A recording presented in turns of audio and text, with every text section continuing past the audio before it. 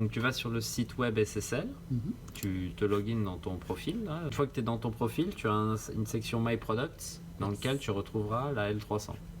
Et un bouton Downloads, quand tu appuies dessus, ça te permet de télécharger l'installer pour mettre à jour la console. Et tu retrouves aussi les anciennes versions. Tu télécharges ça, et là-dedans tu auras l'image d'install, les instructions, comment installer et faire aussi la clé USB de mise à jour et le PDF. Donc quand tu as l'install, tu as ce PDF là qui est en gros qui s'appelle les Console Update Instructions. Donc les instructions te disent comment faire la clé pour installer la mise à jour et les étapes à suivre pendant la mise à jour. Donc la première partie du PDF, il y a aussi un tableau qui récapitule les versions de firmware des différentes cartes dans la console selon la version de software qui est installée dessus. D'accord ? Donc les versions de firmware, c'est ce que vous voyez dans la page système de la console. Donc normalement, les firmware que vous allez avoir sur les cartes, une fois la mise à jour terminée, doivent matcher les versions que vous avez dans ce tableau-là.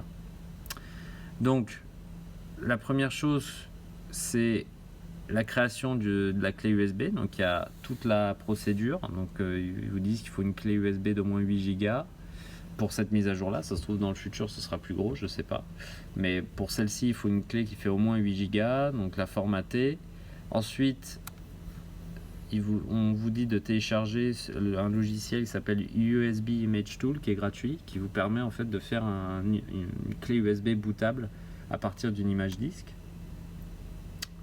Donc vous mettez la clé, vous lancez le logiciel et puis il faut juste lui indiquer le fichier image que vous avez téléchargé via votre compte sur le site SSL pour que le logiciel crée la clé. Une fois la clé créée, il faut absolument passer la console en 96K, il faut charger un blank show file, d'accord ? Et il faut passer le clock rate, enfin le system clock en internal. Il faut que la console soit en interne, pas sur une ref externe. Ensuite, on met la clé USB dans le port USB en haut à droite, vous lancez la console et avec un clavier USB branché, vous commencez à tapoter sur F7, F7, F7, F7 dès le début. Donc une fois que vous avez appuyé sur F7, vous allez avoir cette image-là qui va apparaître sur l'écran et il faut sélectionner la clé USB pour que la console boot en fait sur la clé USB. Et vous allez voir tout le process d'installation jusqu'à avoir une fenêtre de prompt qui s'affiche et qui va vous demander si vous voulez quel type d'install vous voulez faire. Donc typiquement, vous pouvez faire l'install numéro 1 qui est Install Image and Keep User Data. Vous faites 1, vous lancez et toute la procédure va se lancer jusqu'à que vous arriviez à ce moment-là où vous avez The Operation Completed Successfully. Là, vous retirez la clé USB et vous re-appuyez sur 1 pour rebooter la console.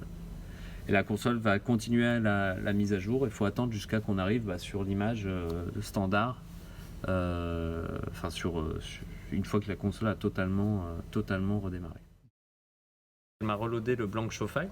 C'est parce que c'est le blanc que j'avais chargé avant de commencer la mise à jour. Et donc maintenant, il faut se rendre dans la page système de la console.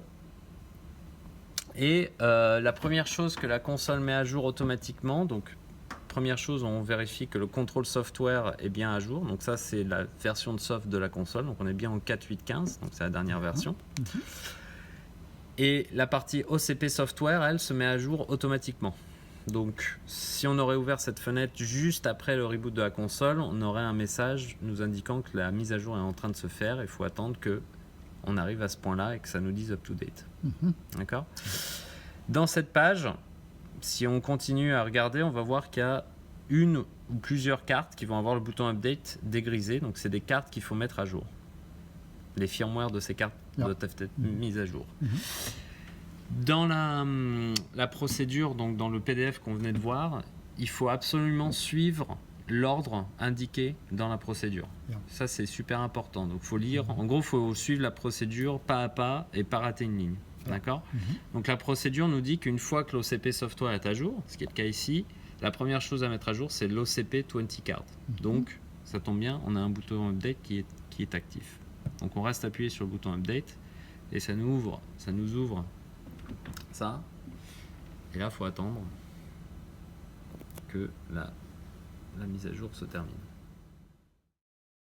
Donc là, il t'indique firmware update of OCP20 card finish, power cycle required. Donc là, il faut faire OK. Et il faut redémarrer la console.